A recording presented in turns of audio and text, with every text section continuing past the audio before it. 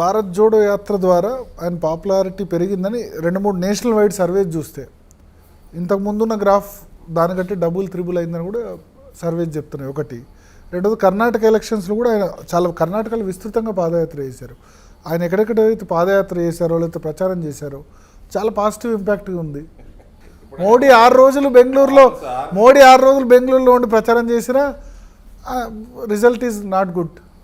ఇప్పుడు ఆయన పాదయాత్ర చేసేటప్పుడు మునుగోలు ఎలక్షన్ అయింది, ఆయన పాదయాత్ర చేసేటప్పుడు గుజరాత్ ఎలక్షన్ అయింది, ఇంకో రాష్ట్రం ఎలక్షన్ అయింది. మరి ఏమైంది? మరి పాదయాత్ర చేసినప్పుడు గుజరాత్ కాదు కదా, గుజరాత్లో పాదయాత్ర కాదు, ఎందుకు మేము పోతామా గుజరాత్కి? పోయి చేశారు. ఇప్పుడు ఒక నాయకుడు అయితే, ఒక పార్టీలో పెద్ద నాయకుడు అయితే ఎలక్షన్ ఉన్న చోటికి పోవాలి కదా, పక్కలకి వెళ్ళిపోతారు. కర్ణాటక క్రెడిట్ ఎవరిది? అది ఇప్పుడు గెలుస్తున్నాము ఓడుతున్నాము అన్నది ఇంటెలిజెన్స్ ఉంటుంది. నరేంద్ర మోడీ మా నాయకుడు, వీఆర్ ప్రౌడ్ ఆఫ్ హిమ్. మాకు ఇబ్బందికర సిచ్యువేషన్ ఉన్నా ఆయన పోయి ఆయన ప్రయత్నం ఒక కార్యకర్త లెక్క చేస్తాడు. ఆయన పార్టీ కోసం పక్కదారి భారత్ జోడో యాత్రల ఈడ ఎలక్షన్ ఉంది గెలిచేటట్లేమని పక్కకి వెళ్ళి పోరు కదా.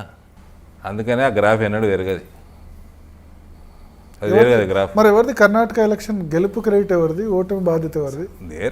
ఒక బీజేపీ చేసిన తప్పిదాలు ఉండొచ్చు, గవర్నెన్స్లో తప్పిదాలు ఉండొచ్చు, అది ప్రజలు నమ్మిండొచ్చు, ప్రజలు నిర్ణయం తీసుకున్నది వేసేసారు. కర్ణాటక ఎలక్షన్ కనుక మీరు ఒక ఎగ్జాంపుల్గా చూస్తే ఈడ భారతీయ జనతా పార్టీ సునాయాసంగా గెలుస్తుంది. మళ్ళీ gate way of south, me gate వేలు మారుతా ఉంటాయి. ఒక రోజు తెలంగాణ గేట్ వే అంటారు, ఒక రోజు కర్ణాటక గేట్ వే అంటారు. కానీ గవర్నెన్స్ బాగలేదు అని ప్రజలు నమ్మినప్పుడు వాళ్ళు రిజల్ట్ ఇచ్చారు. ఇక్కడనే నమ్మడం కాదు, అసలు వెయిట్ చేస్తారు ఎలక్షన్ల కోసం, ఎప్పుడు దొక్కుదామా ఈ గవర్నమెంట్ అని. అంటే అతి ఘోరంగా ఓడిపోతారు ఇక్కడ బీఆర్ఎస్ వాళ్ళు. మొన్న మునుగోడులో గెలిచింది బీఆర్ఎస్. నేరో గెలిచిర్రు, నేరో కదా గెలిచింది. పెన్షనర్లు, రైతు బంధు ఇవన్నీ ఓట్లు ఎక్కడికి పోతాయి అనుకుంటారు. షాదీ ముబారక్, కళ్యాణ్ లక్ష్మి, మీరు అన్నట్టు మైనారిటీస్. ఎంత పెన్షన్? 2000 రూపాయలు. మేము ఆవాస్ యోజనకి ఎన్ని రూపాయలు ఇస్తాము?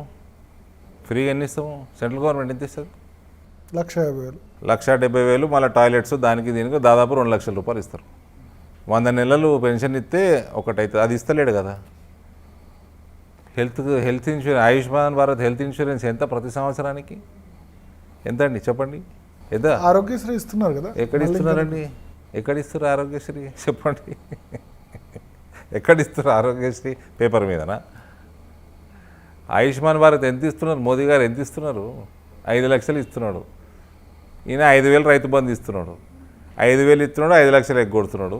2,000 ఇస్తున్నాడు, 2 లక్షలు ఎగ్గొడుతున్నాడు. 10,000 రూపాయలు 2 పంటలకి ఎకరాకి రైతు బంధు ఇస్తున్నాడు.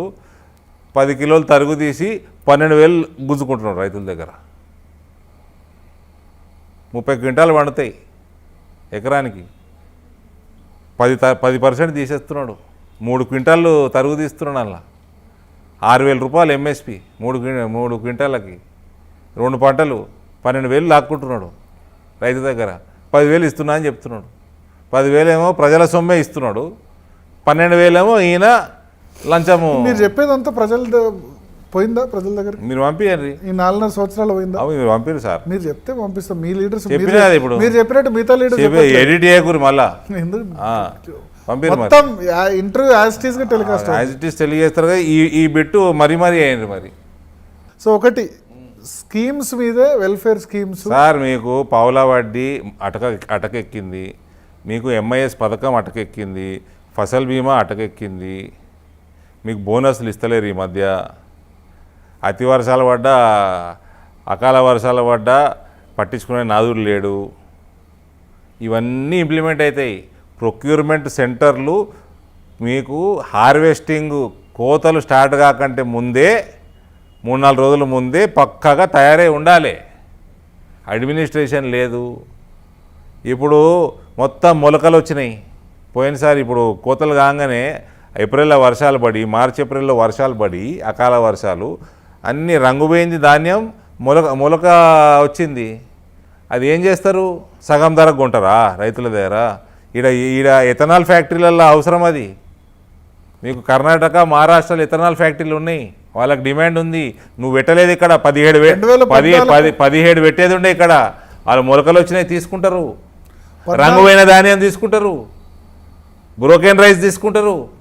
ఎందుకు పంచాయతీ పడుతున్నావు? రికార్డు స్థాయిలో అడ్మినిస్ట్రేషన్ లేదు సార్. ఇడ దాదాపు 10 times ధాన్యం కొనుగోలు చేశామని వాళ్ళు ప్రభుత్వం లెక్కలతో సహా చెప్తున్నారు.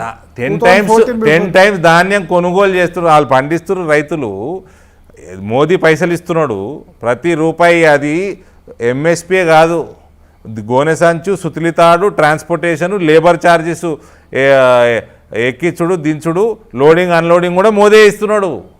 అంతకుముందు కేంద్ర ప్రభుత్వమే ఇస్తున్నారు. అంతకుముందు యూపీఏ గవర్నమెంట్ కూడా ఇచ్చిన దానికి మేము 10 ఇంతలు ఎక్కువ కొన్నామని చెప్పుకొని ఏంది లొట్టపీసు కొంటున్నాడు ఈయన. మోదీ కొంటున్నాడు 10 ఇంతలు ఎక్కువ, ఈయన 10 ఇంతలు ఎక్కువ తరుగు తీస్తున్నాడు. లాస్ట్ టైం కొనమన్నారు కదా ఎవరు మీరు? లాస్ట్ టైం రబీ పంటలో కొనమని చెప్పి బ్రోకెన్ రైస్ ముచ్చట. ఎఫ్సిఐ కూడా ఎంత కొంటుందండి? ఎంత భారతదేశం తింటుందో అంత తీసుకుంటుంది. మిగిలితే తీసుకొని ఏం చేయాలి? మురిగిపోతాయి.